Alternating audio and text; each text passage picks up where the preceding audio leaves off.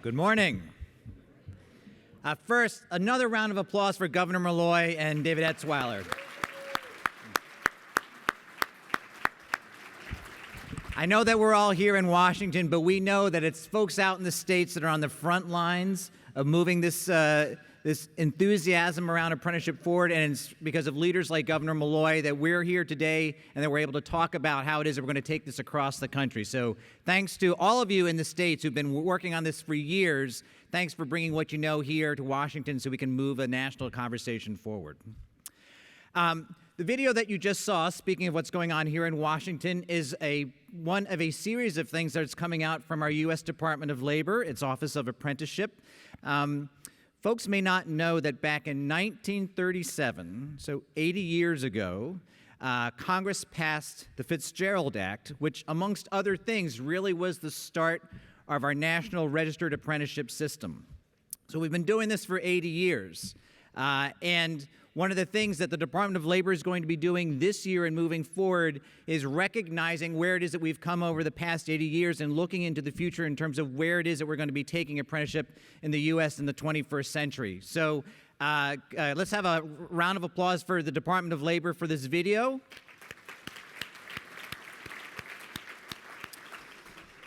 You'll note that at the end of it, there was a hashtag. It was hashtag ApprenticeshipWorks, which is the hashtag that the department has been using to start to promote some of the work that they're doing. So we've got two hashtags that you all should be tweeting on. Hashtag apprenticeship and hashtag ApprenticeshipWorks. And I've been watching it. I haven't been tweeting, I'll admit, but I've been watching. There's been a lot of activity, so thank you for all of that. We greatly appreciate it. So let me invite our next panel to come up to the stage while we start to turn back to the work that we're doing in the states. And I want to acknowledge, in addition to the panelists that you're going to hear from in a couple seconds here, there's a number of states represented throughout this room. For one, many of the states who received apprenticeship accelerator grants over the past year were meeting in Washington this week, and many of them have stayed around in order to participate in this meeting for the past 2 days. Also, the state directors of career and technical education brought together by Advanced CTE, one of our conference sponsors, they also had their conference in Washington this week, and many of those state directors are here as well. So we're well represented by state leaders who are doing work on the ground on these issues. And we've got an expert panel here to continue that conversation as well. So let me introduce Martin Simon, the Associate Director for the Center for Best Practices at the National Governors Association and one of our conference's sponsors, to kick off our next panel. Great. Good morning, everyone. Appreciate all the energy in the room this morning and yesterday. It's great to have such a good turnout. At NGA, we're very pleased to be one of the sponsors for this great event, and we want to thank the funders for supporting this, but also the tremendous effort on the part of the National Skills Coalition and New America for pulling this all together. This wasn't an easy effort, and working with a whole group of sponsors also adds to that challenge. I'm sure we caused a few headaches along the way, but it all came together, and it's great to have such a good turnout, and from a state perspective, to have so many state folks here today. And I appreciate the opportunity to lead this state policy leaders panel this morning. As Andy said, states are really at the forefront of efforts to expand and diversify apprenticeship, where we see states taking a leadership role and putting in place the policy framework to create an environment where apprenticeship can flourish. Apprenticeship is expanding and diversifying, and it's great to follow Governor Malloy. You could see from his comments, he really understands the challenges of workforce and the important role that apprenticeship is playing in Connecticut and can play in states across the country. You're going to see that also from the 4 states that are going to share their experiences with you this morning. Delegate McCray is caught in traffic. There were a couple accidents on his way in from Baltimore, so he'll be joining us shortly.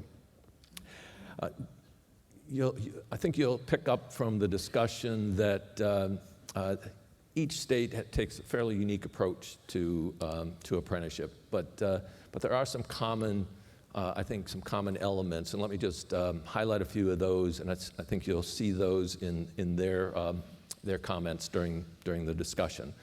One is that they're building partnerships across the state agencies and with the legislature. Not a single agency. If this isn't part of the goal of multiple agencies, it's just not successful. They're also investing and leveraging resources. It's not just one source that they're looking at, but they're looking at multiple sources for supporting apprenticeship efforts. They're also developing a good understanding of the industry and the labor market in their states.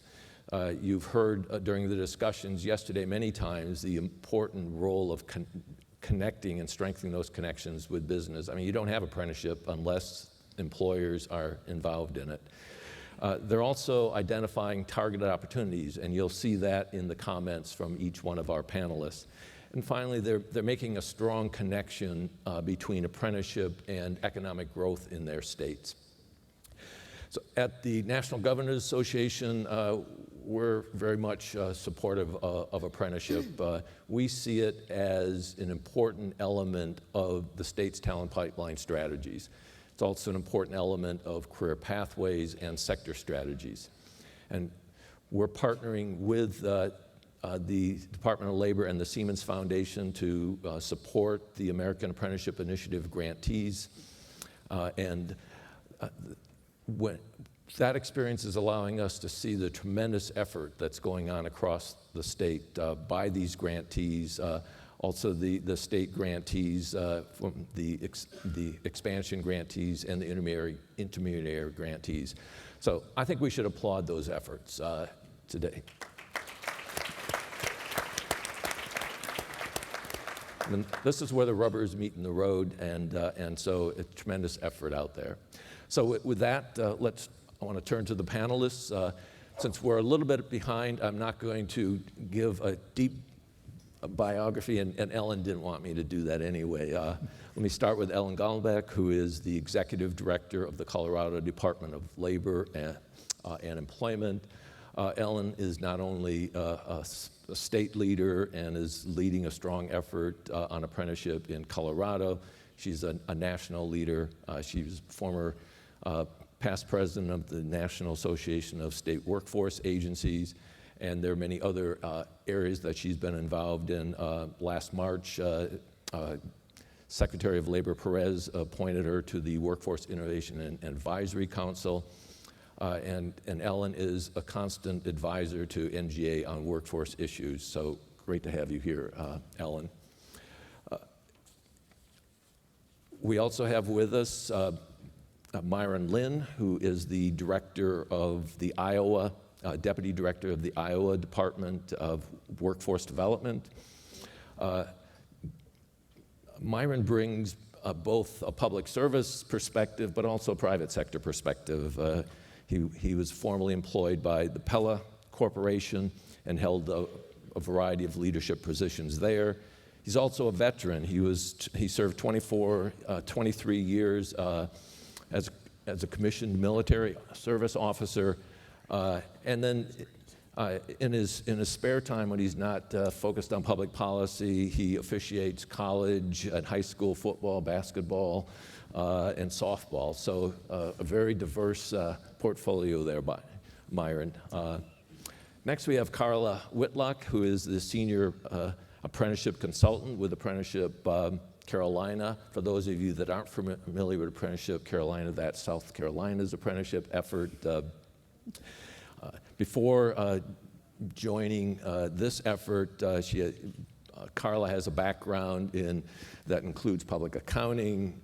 She's part of one of the largest regional accounting firms. She works on tax credits and economic development. I think it's the economic development perspective that Carla brings to the discussion and adds her uniqueness to this discussion.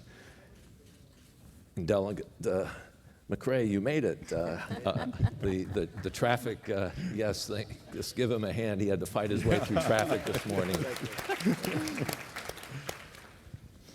Cory is the delegate for the 45th Legislative District in Baltimore, Maryland. He wears a lot of hats. He's an organizer, an entrepreneur, and a public servant, and he serves on a variety of committees in the Maryland legislature. When he's not doing his work as a delegate, he's also a small business owner, and he's an organizer for the local union. But one thing I really wanted to point out is that he brings a voice of experience as an apprentice. He had a 5-year apprenticeship with the International Brotherhood of Electrical Workers. So that's our diverse panel this morning. So let's get into the discussion here. And what I'd like each of you to do is just briefly describe what's the status of apprenticeship in your respective states. What's unique about your approach to apprenticeship, and then how is apprenticeship kind of a better solution to your talent pipeline strategies? Those are 3 loaded questions, but Ellen, would you start the conversation? Thank you, Martin. And I want to add my thanks to the sponsors and partners of this amazing conference. It started yesterday at 7:30, and I have learned so much from so many of you in the room. And it's a privilege to be up here with my colleagues from Iowa, South Carolina, and Maryland. Martin, I think constant advisor translates into pain in the butt, but it's very nice of you to say so. 2 years ago, if we had this conference, I actually wouldn't be sitting up here, and it's only thanks to the incredibly hard work of my colleagues at the Department of Labor and Employment, the Colorado Workforce Development Council, and of course, our partners at CareerWise. In a word, the status of apprenticeships in Colorado is crazy. You heard a bit yesterday from Noel Ginsberg about CareerWise, which is the centerpiece of our youth apprenticeship work, our high school apprenticeship work in Colorado.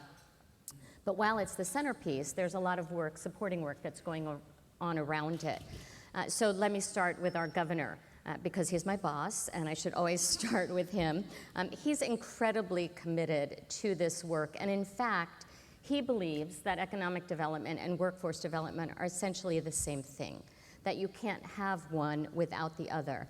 And he set a goal of Colorado being the healthiest state in the nation, which includes many facets, including increasing the middle class in Colorado by connecting people to careers.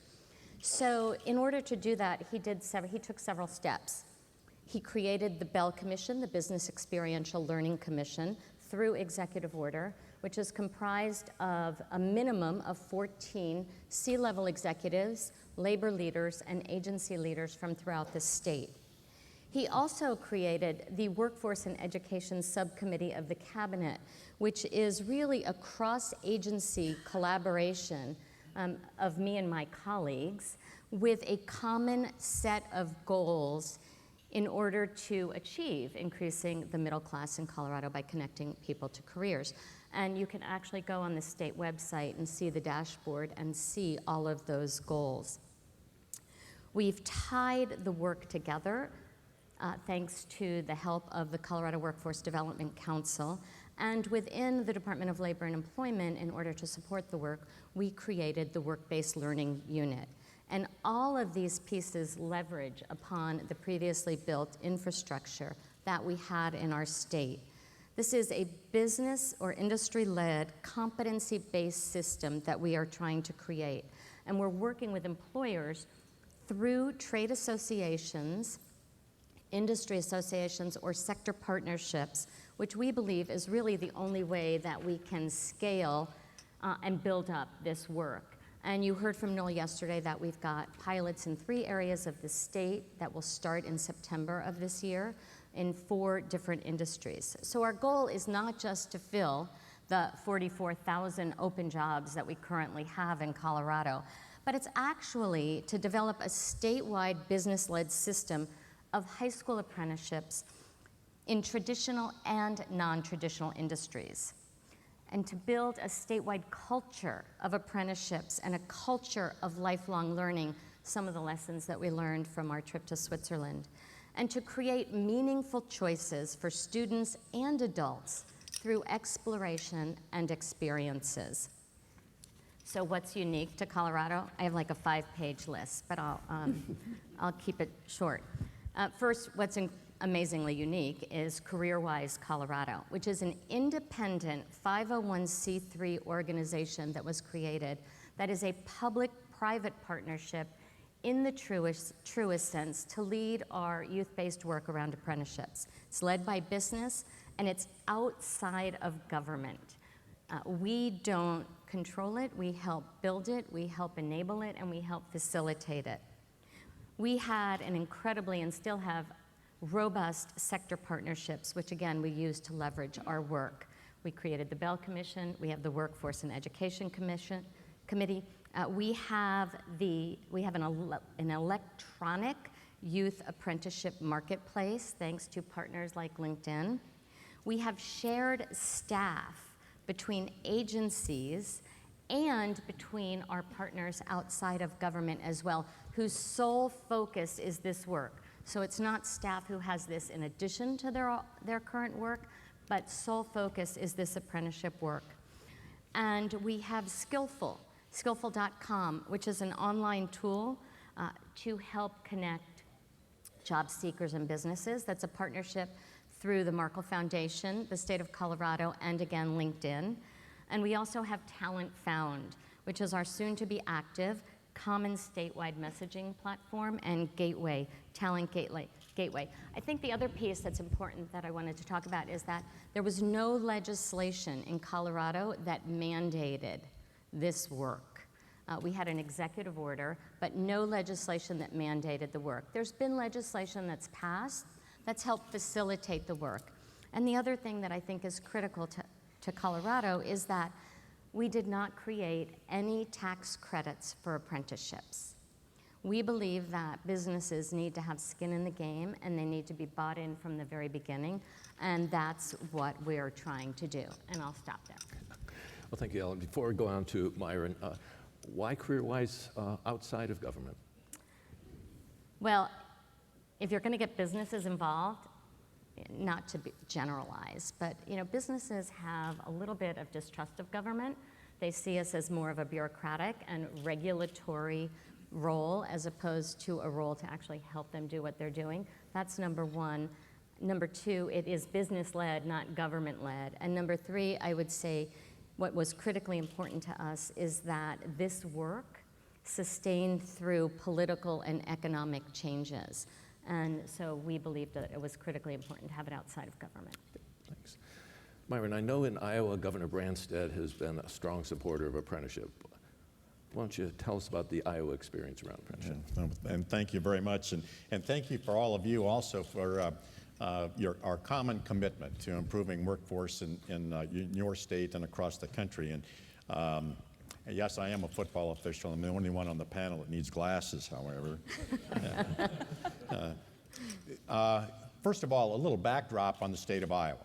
The state of Iowa is known as an agricultural state, but it's also richly blessed with a number of high-tech businesses and STEM-reliant manufacturers in the state of Iowa. They include DuPont Pioneer, John Deere, Rockwell Collins, Vermeer Manufacturing, Pella Windows, where I was employed for a number of years, a number of smaller manufacturing businesses, but also Facebook and Google have located in the state of Iowa. So there's a high demand for high-tech and STEM-related people who are trained to be able to do the kind of jobs that they have.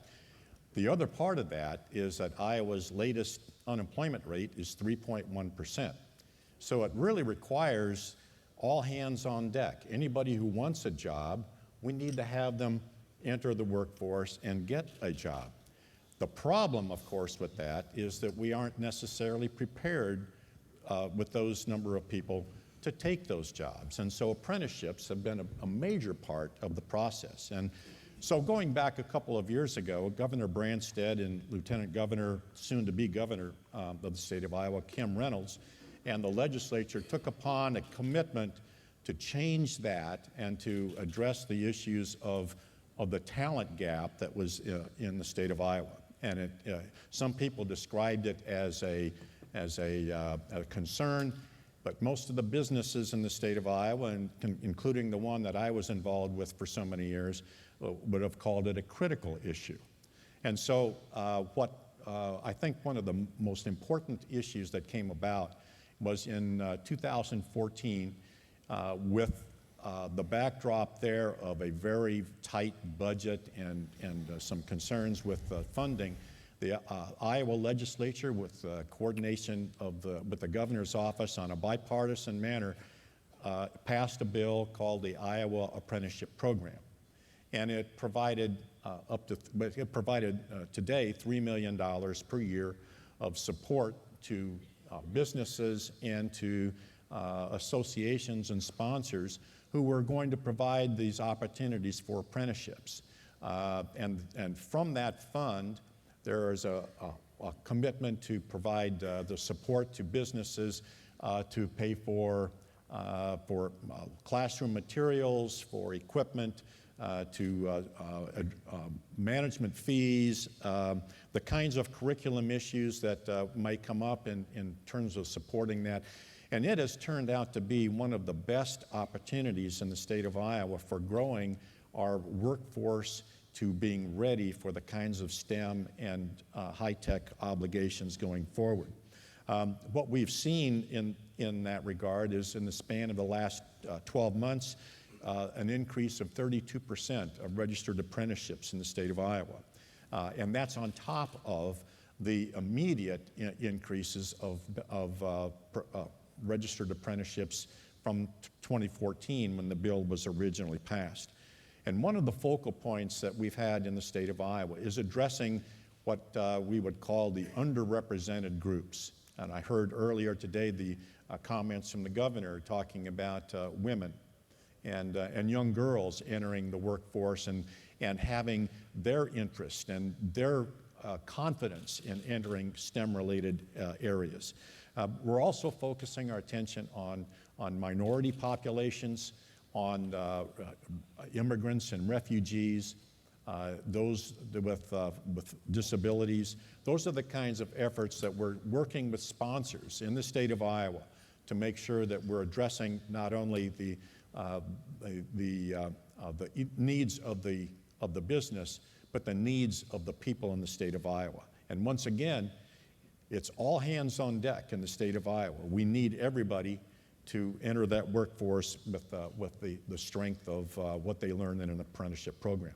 So Governor Branstad and Lieutenant Governor Reynolds and the entire legislature has been focused on making sure that Iowa is a workforce-ready state and allows us to fill those kinds of talent gaps that we've been experiencing. Great. Thank you, Myron. Carla, South Carolina has been touted as one of the leading states in apprenticeship because you've been able to increase apprenticeship by, what, 700% or something to that effect. Why don't you tell us about the South Carolina story? Sure, I'd be glad to. And thank you so much for the opportunity to be here. And it's so good to see this many apprenticeship disciples from all across the country that are here to learn more about successful apprenticeship programs.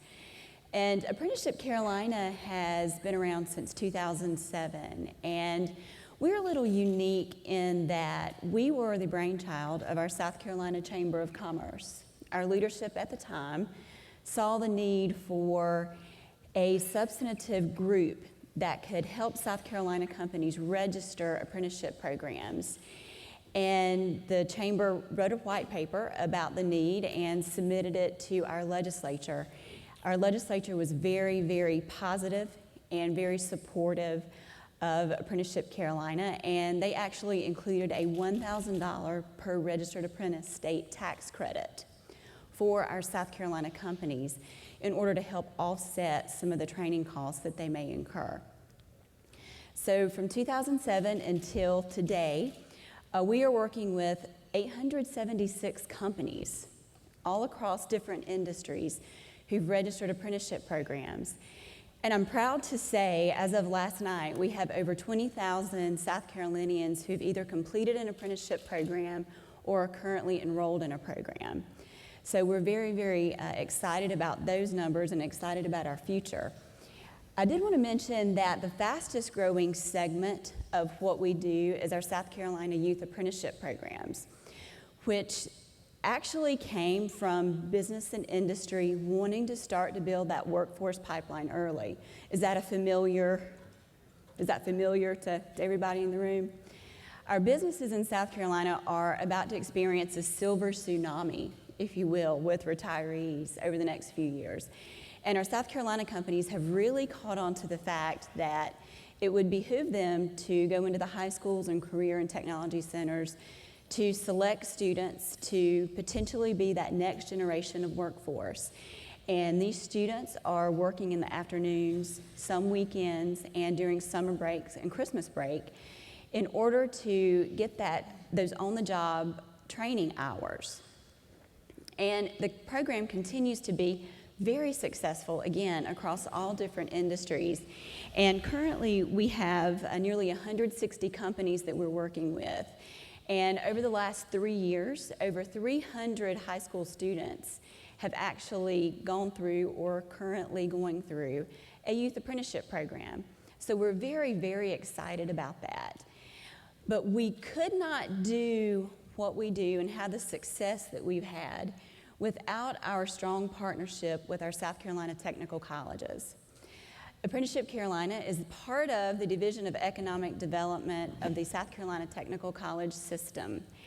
And we work very, very closely with all of our colleges to make sure that our South Carolinians are trained the way that our companies need them to be trained. As we sit here today, over 65% of our apprenticeship programs include education from our technical colleges. And so we feel like that's a real benefit to our companies and our citizens in South Carolina. And just really quickly, I would like to recognize Mitchell Harp, who is here with Trident Technical College. Some of you may have had the opportunity to either talk to or hear Mitch speak yesterday about the very strong youth apprenticeship programs they have going on in Charleston, South Carolina.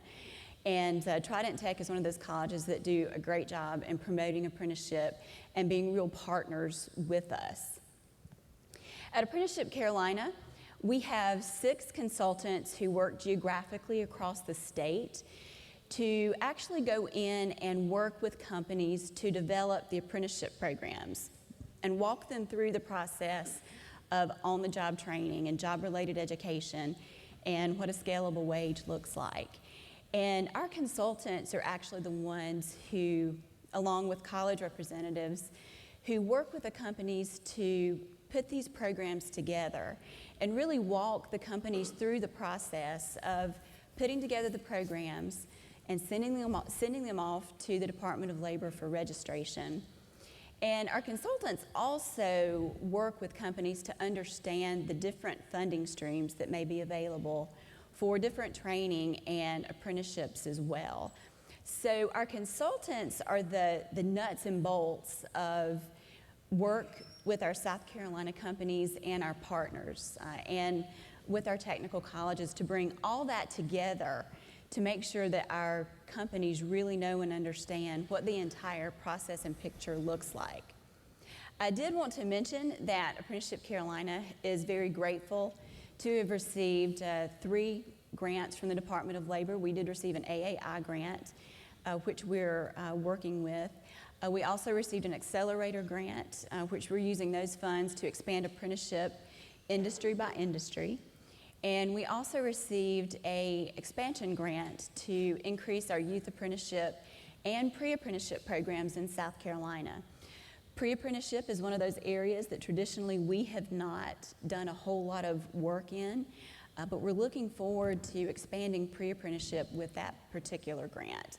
And I'd also like to take the opportunity to thank our partners with the Department of Labor at the state level, Charles Vaughn and Cleveland Williams, who help us to get our programs registered and to answer questions that our companies have. And if you are not connecting with your Department of Labor representatives, please do, because they are a vital part of your process as well. Thank you, Carla. I have a question for you, but I'm going to wait and give Cory a chance. Thank you, Cory, for making an extra effort to get in this morning, and glad to see you're here safely. You were part of a major piece of legislation that was passed in Maryland recently in support of apprenticeship. Would you tell us about that and how that fits into an overall effort to advance apprenticeship in Maryland? Yep. Martin, first I'd just like to say thanks for the opportunity to be here. Thanks and honored to be able to sit among the colleagues across the country. And as I sit on the stage, I reflect, how did I even get into an apprenticeship? When I graduated from high school, like many young men, young women, I didn't know what I was going to do. And I remember my mom called the Department of Labor License and Regulation for the state of Maryland, and she said, send me a list of every apprenticeship program that you have.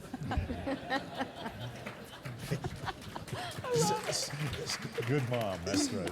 So as I look out in this crowd, I think about the several hundred people, but looking, because there is some young man, there is some young woman that is trying to figure out what they're going to do, and apprenticeships is that opportunity. And I speak as being a 5-year graduate of the International Brotherhood of Electrical Workers, Local 24. And with some of the things that we're doing in Maryland, Martin, in reference to youth apprenticeship, we know that when we can get to our young folks at an earlier age, they have a better chance at being successful in life. So we did a youth apprenticeship program starting in 2015, which was a pilot. They're piloted in the jurisdictions called Frederick and Western Maryland, and it's been a success for the state of Maryland.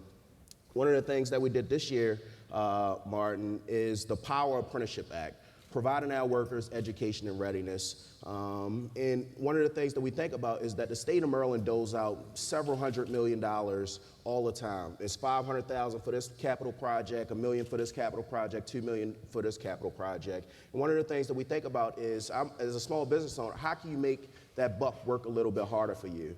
And ensuring that we have registered apprentices on those projects when we're giving out $2 million, $10 million, $20 million to build our hospitals, our colleges, our universities, and the things that make our neighborhoods great. We have to make sure that those folks on those projects. I grew up in the city of Baltimore, and one of the things that we're just looking for is a job.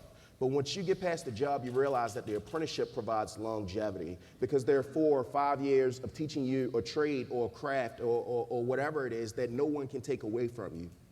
So I was proud to put forth the Power Apprenticeship Act. One of the things that I worked with Senator Rosapep on was the Career Apprenticeship Opportunity Act. And that's where we take the time to make sure that our state departments of education can put goals. We treat college and we treat universities and put them on a different plateau. But I always say that apprenticeships is that another form of college and universities, and we forget that. We've moved away from that. And the thing is that schools get scored in reference to how many students get sent to colleges and universities. But at the same time, I always tell my friends, when I graduated from the apprenticeship, I was 23 years of age, and I remember cracking $70,000, $80,000. And it's a lot of my friends that was 23 years of age that had college debt and making $40,000 or $55,000. So making sure that our Department of Education take this as serious as possible is one of the best things that we can do in any state.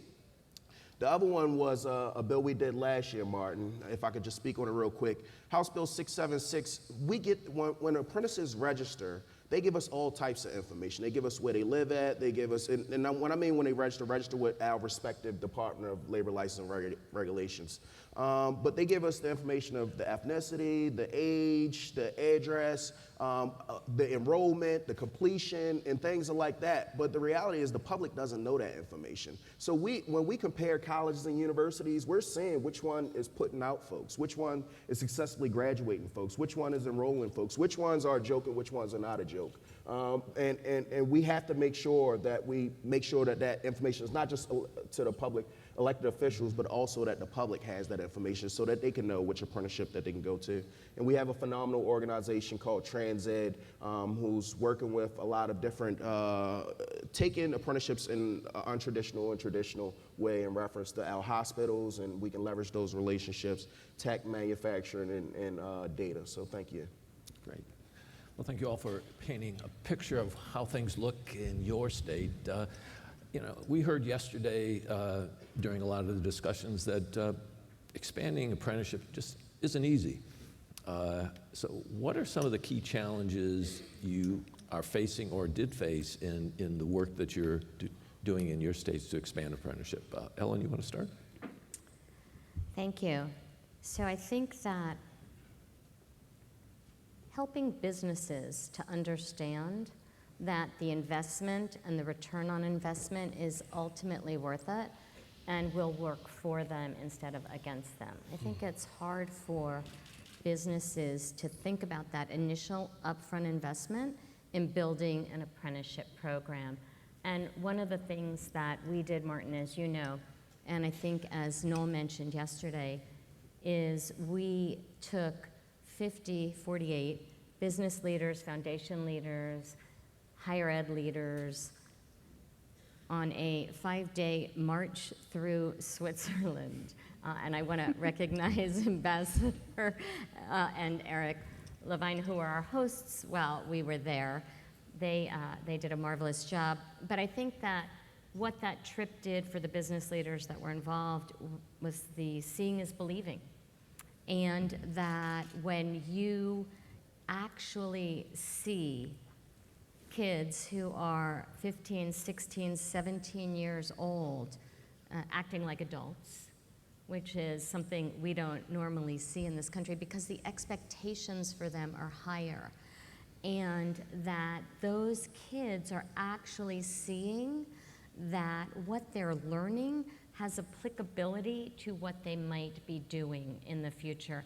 And that is such a critical component for the kids and for businesses and frankly for government as well. I think, and somebody said it yesterday, either in the plenary or one of the smaller discussions, that apprenticeships need to be viewed as a beginning, not an end. That they are one stop on a career pathway through life. And we saw that so clearly in our trip to Switzerland, where people started it as an apprentice, and as Noel said yesterday, ended as a PhD. And I think the other thing that we saw there was that businesses are fully invested, not just their resources, but their time as well. That mentoring piece to apprenticeships, particularly high school apprentices, is just critical. And then I think the industry association work and the sector partnerships to see that they're not alone in this, and then that businesses can actually work together and pool their resources to develop the curriculum that they need, find the partner that they need to provide the training. I think all of that's incredibly helpful. Let me go down this path since I was going to ask you about your trip to Switzerland.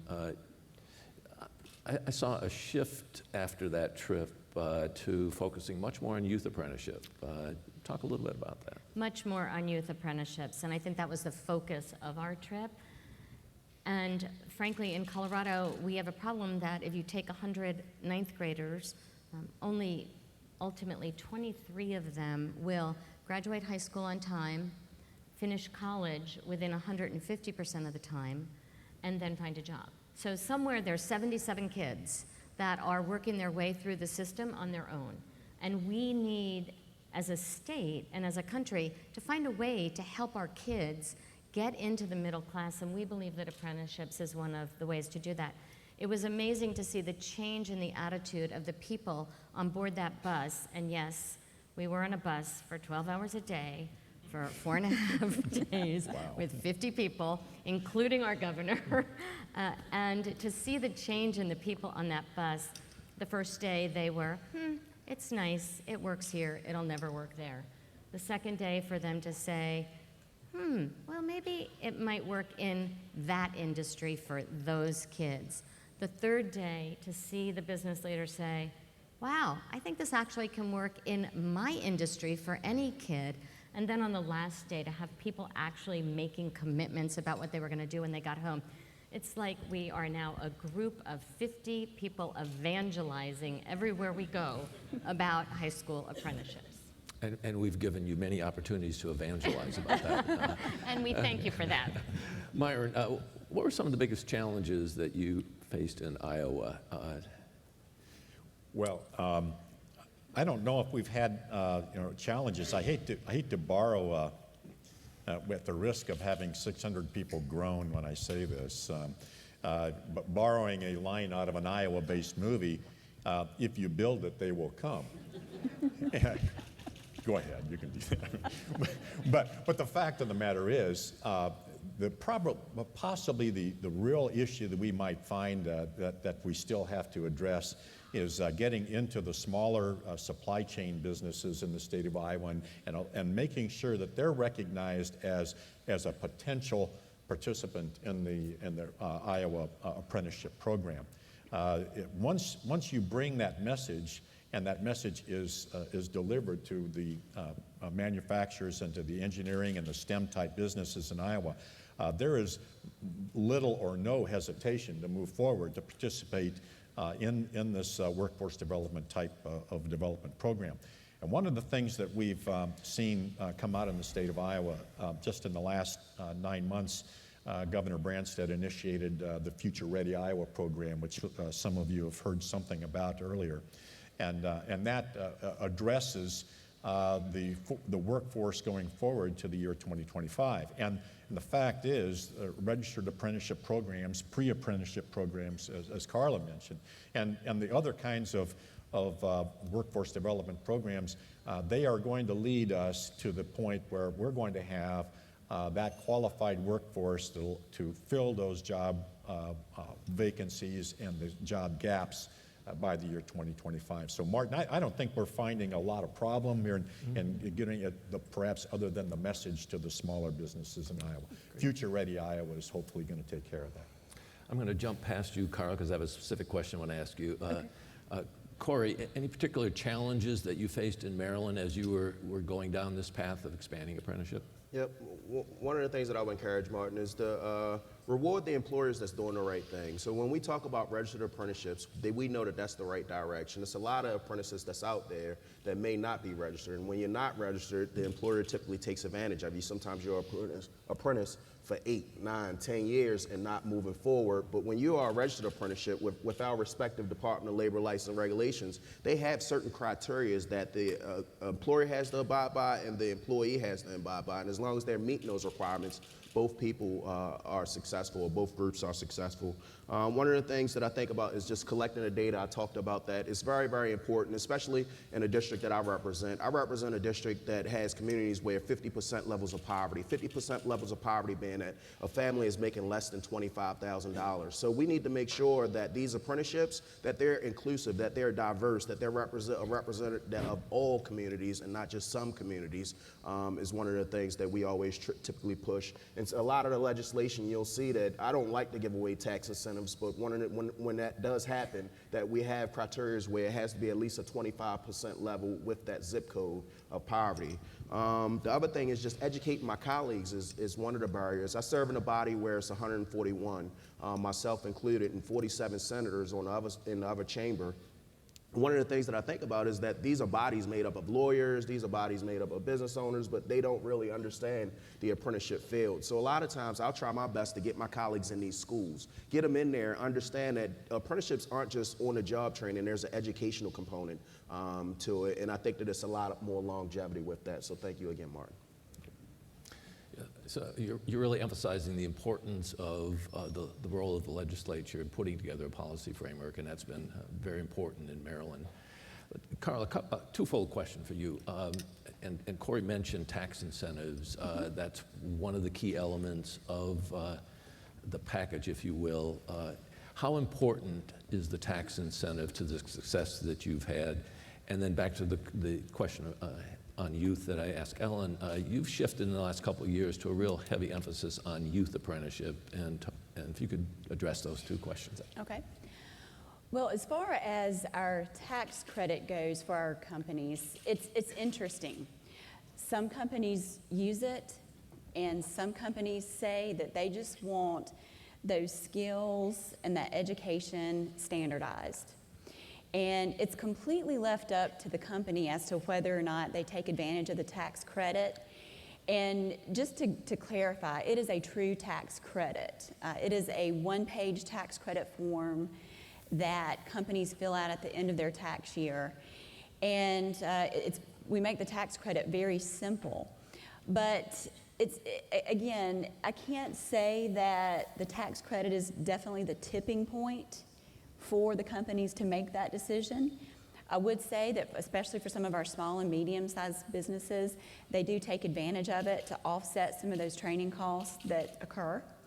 But to say that that's a real tipping point, I don't know if it makes that big a difference with some of our companies, because the way that our companies are working now, and based on what I've heard for the last 2 days, this is nationwide.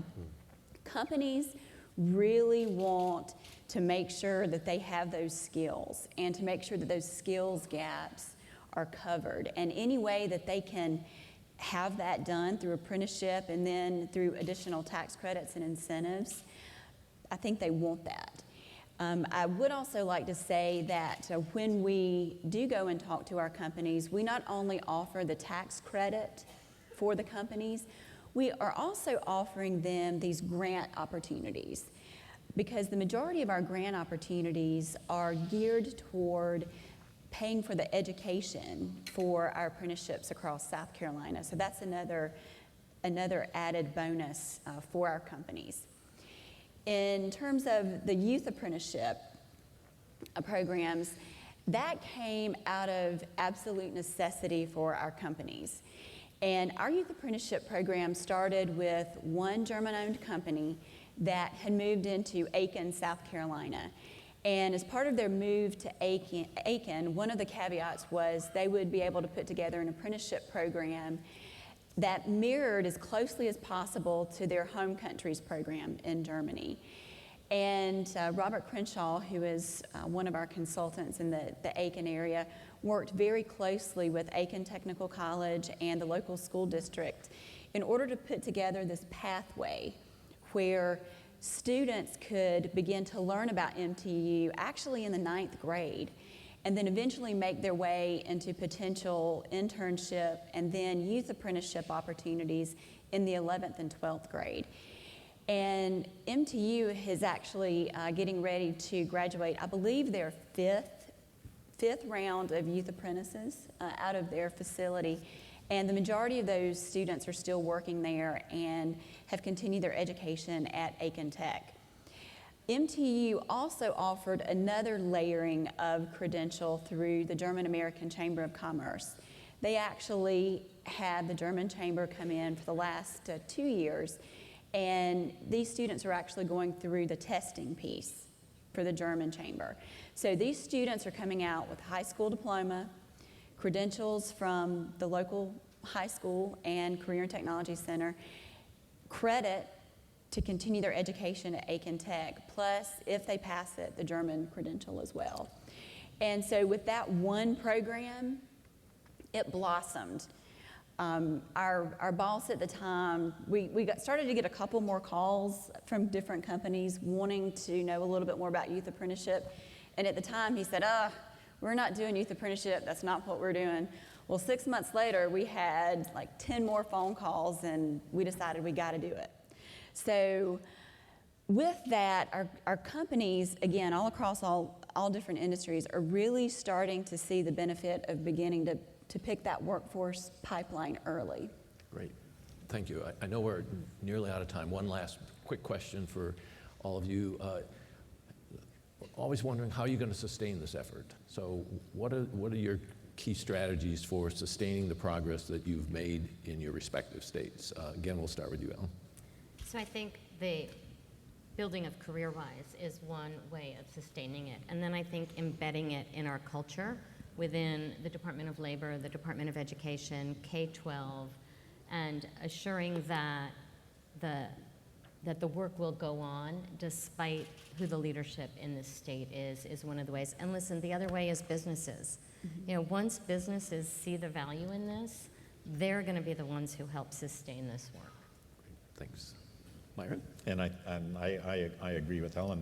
The commitment in our K through 12 programs with youth apprenticeship programs, I really think that's going to be one of the keys to continue the success of apprenticeship programs, and businesses will jump right on that because we need those trained folks. Great, thank you. Carla? I think ours will also come with just the continued synergy around apprenticeship through all different types of industries. And the more that we get our stories out there about successful apprenticeship programs across South Carolina, the more businesses are going to be interested and want to be involved. And we do, from a sustainability standpoint, we do have some very, very good support from our governor and our state legislature, and again, our 16 technical colleges to make this all work for everybody. Great. And Cory, last word here. Martin, I think that it's continuing to build on the youth apprenticeships as stated before, lifting up the employers that's doing the right thing and continue to lift the standard for every employer, and then analyzing that data. And I say that in thinking back, being from Baltimore, it's always a grind, it's always a hustle. And when I was introduced to the apprenticeship, you're telling me that I can make money on a job and make money at school. I thought they were going to put me out my third year because I was like, this has got to be a hustle. But there are employers that value their employees and know that the best training is how you move forward. Thank you. I noticed you all mentioned employers as part of sustainability. Thank you all for the great work you're doing in your states and for sharing your insights today.